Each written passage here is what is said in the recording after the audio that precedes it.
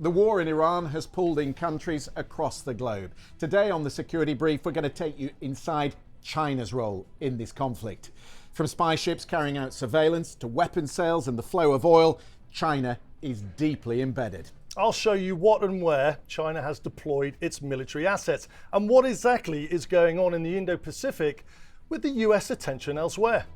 Stay with us. This is the Security Brief. Mikey, what is China's main strategic interest in Iran? What is at stake if the United States were to impose this blockade on the strait indefinitely?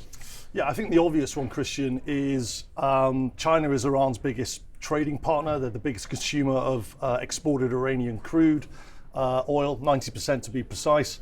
But their dependence on Iranian oil isn't as immediate as you might think. The decision by Washington to lift sanctions on Iranian crude already at sea gave China's independent refiners, they call them Chinese teapots, it's given them a supply of oil for around 2.5 months.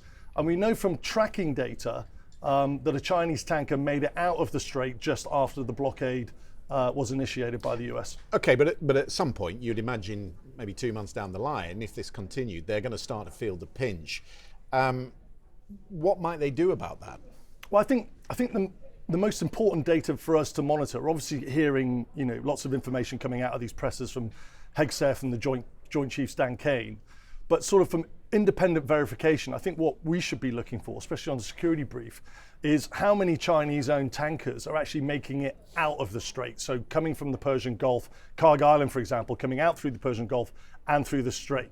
And I think those real-time data trackers, such as Kepler that we're looking at, and marine traffic, that'll give you the data points that you can rely on and sort of indicate whether something else is going on, sort of back channeling, for example. You would presume, wouldn't you, that there is some sort of diplomacy going on in the background, and they've certainly played a role in the peace talks that have started in Pakistan.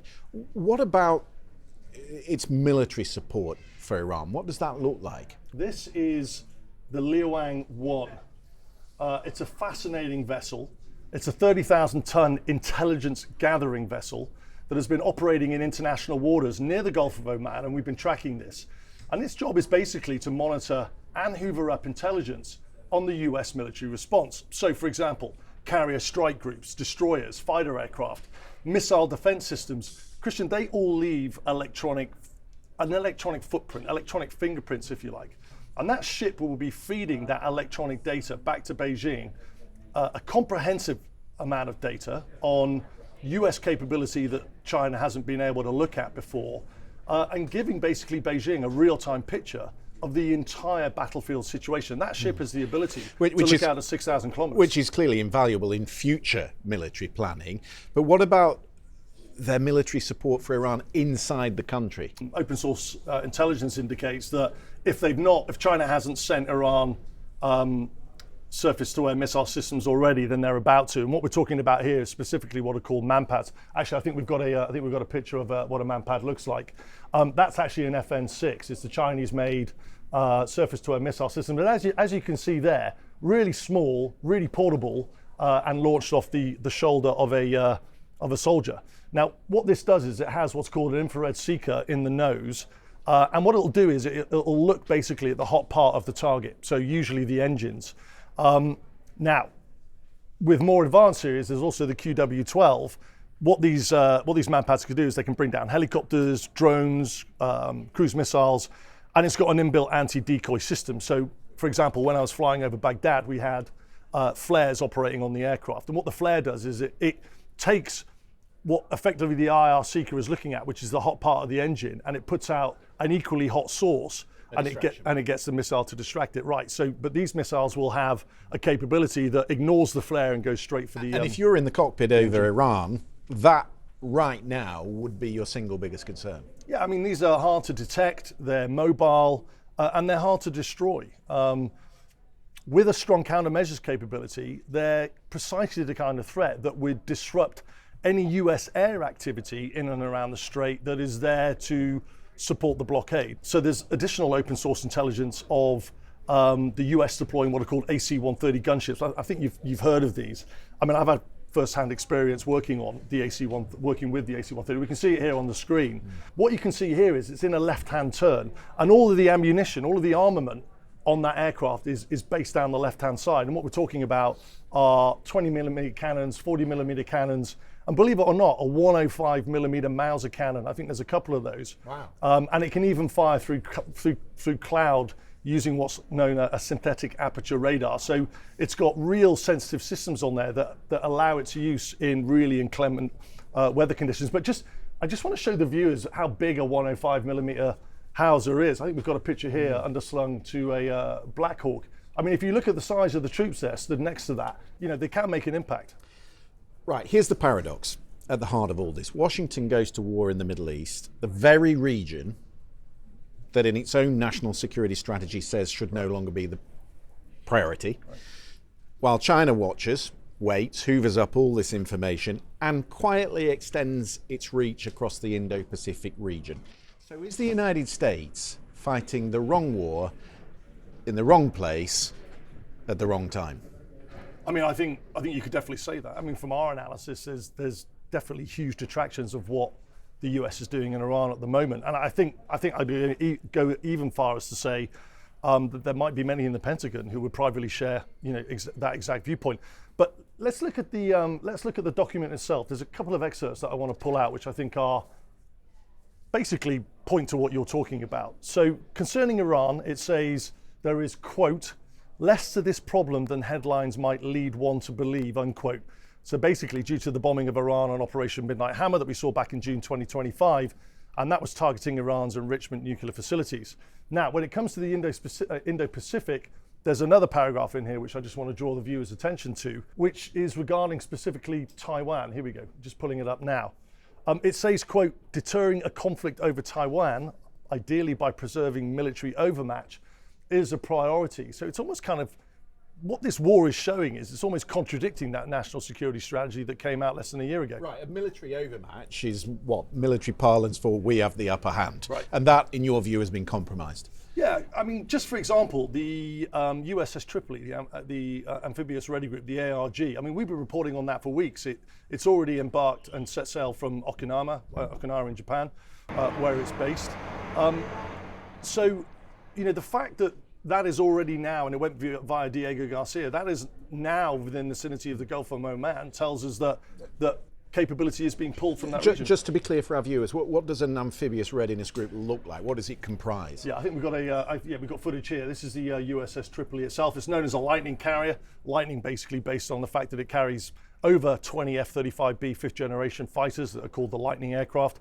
But in addition to this, it's got two amphibious assault ships, and they're carrying a Marine Expeditionary Unit called the MEU, which includes over 2,000 Marines. What about the carrier groups? Because we know the Abraham Lincoln, the Gerald Ford carrier group, they are tasked in Iran.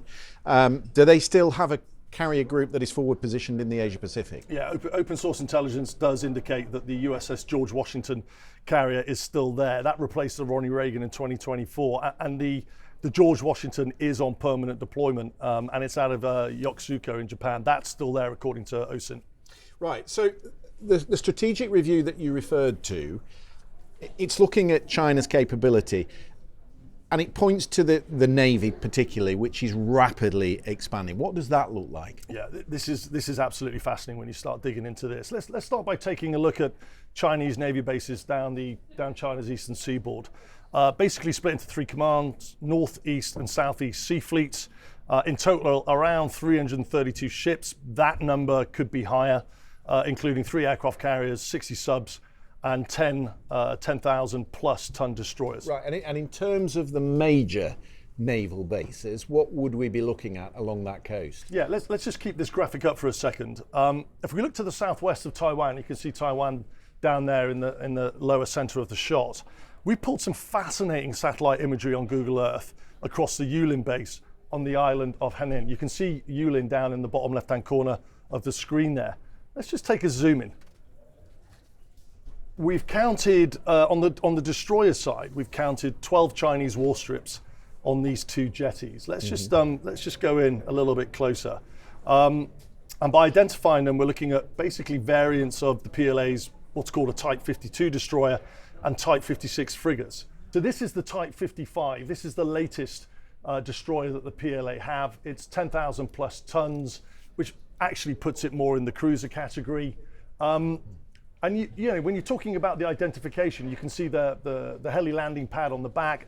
Heli landing pads are employed basically for anti-submarine warfare, so they'll be called pingers. They'll put sonar in the water, they'll listen out for that. You can see the gun on the front, that has a certain shape to it, and then there's a lot of systems in between the gun and the back. That middle bullet point which says hypersonic missiles. Right.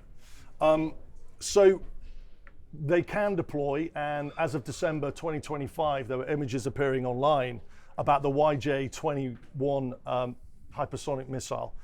This is really important. We've spoken about hypersonics a lot on this. The sort of definition of a hypersonic missile is Mach 5 plus, which is 5 times the speed of sound. But the YJ-21, it's thought it can travel at Mach 6 in the cruise phase and then Mach 10 in the terminal phase. The terminal phase is basically it's gone up, it's cruising at Mach 6, gets its target, and then when it's coming inbound to the target, it'll accelerate to maximum velocity, which makes it Mach 10.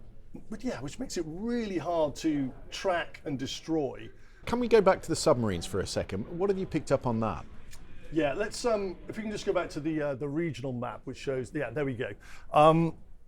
There are 2 critical submarine facilities. One's at Qingdao, which you can see right in the north there. It's almost abeam South Korea. And the other one's at Hainan. If we zoom back in on the satellite image, you'll see submarines in dock at the Yulin base. Now, we've just been looking at the Yulin base. This is where the destroyers are. Then as the map comes out, you can see just down to the right of that, you can see 6 jetties. And if we go in even closer, there are 3 types of what are called Type 94. They're SSBN submarines. SSBN stands for Subsurface Ballistic Nuclear, that form part of China's second strike sea-based nuclear deterrent. And you can identify them. You see that little sort of rectangular hump on the back there. Mm-hmm. That's basically where the ballistic missiles go in, and they go in vertically. And you found us something that looks like a scene from a James Bond movie, just to the south of these jetties. Yeah, it absolutely does. It's fascinating. It was actually our producer Sam that cottoned onto this. It was a brilliant spot. This is a Planet Labs satellite image from August 2020. And I just want you to note how many jetties there are there at the moment. But if you look, 4 jetties, yeah. Sticking out. Hold that thought, note right.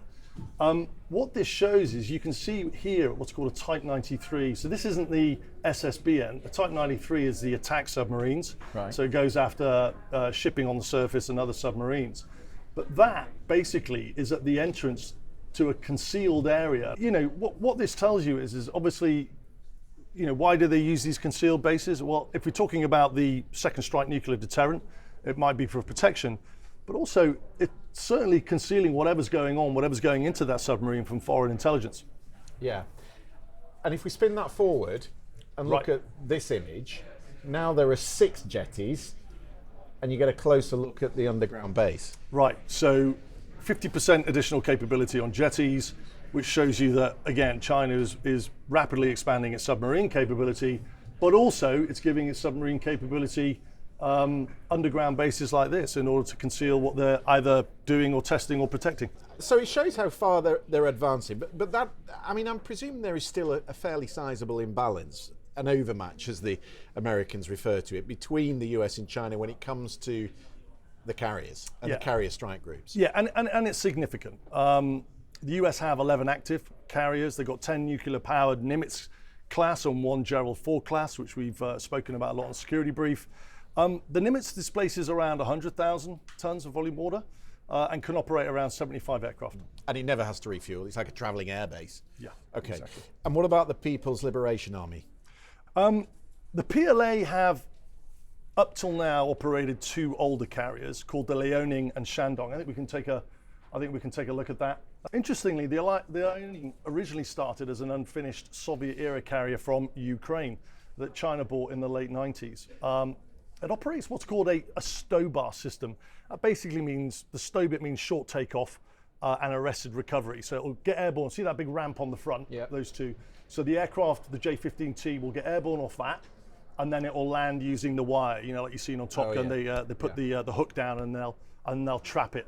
So that's basically the Liaoning basically was bought partially built from Soviet era Ukraine. The Shandong was then completely built in China. And what aircraft would they operate off that kind of carrier? Yeah, I think that's when you look at the type of naval aviation and diversity on the Nimitz, I think that's a good question, because it's literally just one aircraft. It's called the J-15T fighter, and this is the only one. There we go. That's a shot of it there, and this is the only fighter that up until now the Chinese have been able to operate off those two carriers. And when you contrast that, as I say, with the variety of capability the USS Nimitz or the Ford class carriers have, there really is no comparison. Although they are trying to bridge that gap.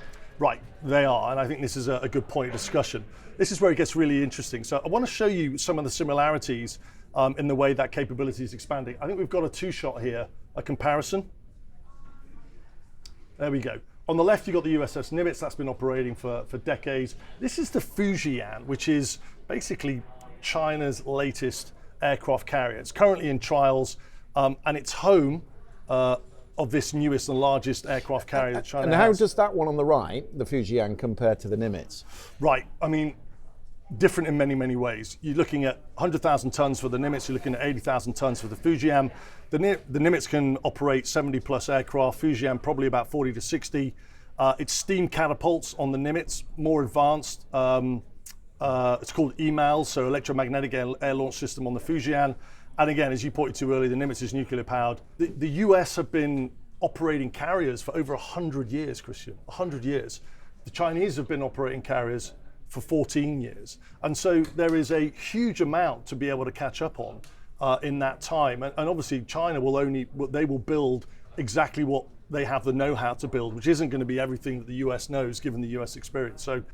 But as we know, the Chinese are very good at copying intellectual property. Yeah, they are. And you know, when it comes to developing that additional capability, there's some really interesting capability comparisons. So if we look at the screen, we can see this is the E2 Hawkeye. That's been operating under an airborne early warning capability off the Nimitz carriers for decades. You can see that big radar on the back. Now, when you look at the aircraft on the left, the KJ-600, you know, there would definitely be beers on, you know, if you could point out the differences to that, because I'm struggling at the moment, even with my aircraft recognition knowledge. Let's go on to the F-35. So on the left, you've got the J-35. On the right, you've got the F-35. Wow. That's obviously US made, the UK operated the F-35B. Again, striking similarity. Then we can look at, you spoke about the J-15T. That's been operating off the carriers for a while, but the J-15T, when you look at a cross comparison to the Russian Su-35, again, it's really hard, even with my experience, to try and distinguish what the actual differences are. I mean, aesthetically they look the same, but I'm presuming the hardware, the software inside is different. Yeah, and that's a really important point to make as well, is that the software and hardware will be different. The weapon systems are likely to be very different. So what you see on the outside, albeit similar, doesn't necessarily translate into what you see on the inside. Right. So new capability, really important things that we've been able to show the viewer, but still the comparison, the Chinese are years, if not decades, behind the United States when it comes to naval air power. Yeah, and you know, we talk about how quickly Chinese naval power is expanding rapidly, and it is, but when it comes to the carriers, you know, it's a really important point to make that, you know, the US have been doing this for 100 years. They've got all-weather, day-night capability, deck operations, and that's a really dangerous business, and a lot of lessons have been learned just through trial and error and operating that. So while the PLA do have a new carrier, making it 3, and they have more aviation to be able to fly off it, again, the US have been doing this a long time, and there are a lot of lessons that the Chinese will need to learn before they, which I say will get anywhere close, but I don't think they will. All right, United States then holding the upper hand for now, but China, the silent bystander. When it comes to carriers. When it comes to carriers. Yeah. But China, as I say, the silent bystander in this conflict, and yet maybe they are the biggest strategic winner of all in the conflict. Mikey, thank you very much for that. It's a really valuable insight into the Chinese capability. And just a reminder that all previous episodes of the Security Brief are there on the BBC YouTube website. Do take a look at that. And subscribe if you haven't already. Thank you for watching this week. We will be back with another edition very soon. This was the Security Brief.